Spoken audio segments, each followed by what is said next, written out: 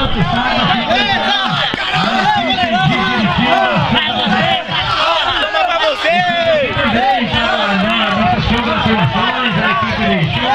por ter chegado até a final, e nós vivemos realmente, futebol é assim, há resultados e resultados. Não deu, mas vocês lutaram novamente, então de parabéns sim, queremos parabenizá-los, assim como parabenizar a equipe também de dirigida, que com méritos chegou até aqui e conseguiu o título de campeão.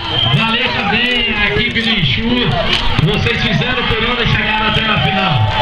Isso é que é importante. Vocês lutaram, vocês fizeram.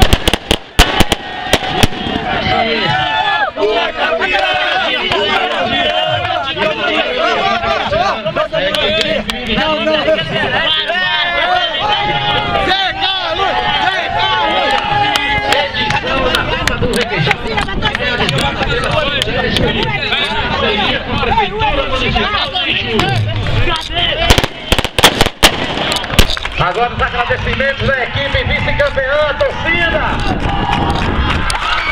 Essa é a equipe de Exu que fez por onde chegou o vice-campeonato. E agradecendo a presença de vocês, pelo apoio dado.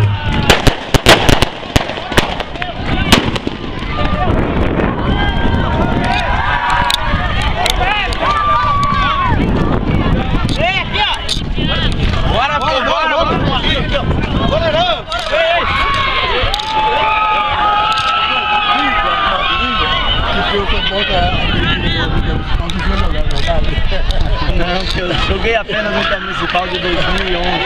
Estou 2 anos de fora, voltei agora só participando, mas não tem nada a ver isso aí, é só argumento das minhas magrinhas, para prejudicar a minha participação.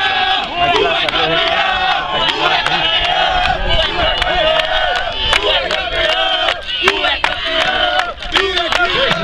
a Deus também aqui com nossa brilhantando a cidade de Exu, a presença do prefeito. Ele dá sucesso, Bahia para Vitória.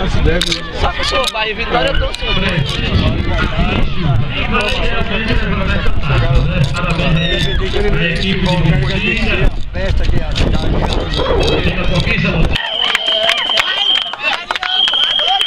Próximo.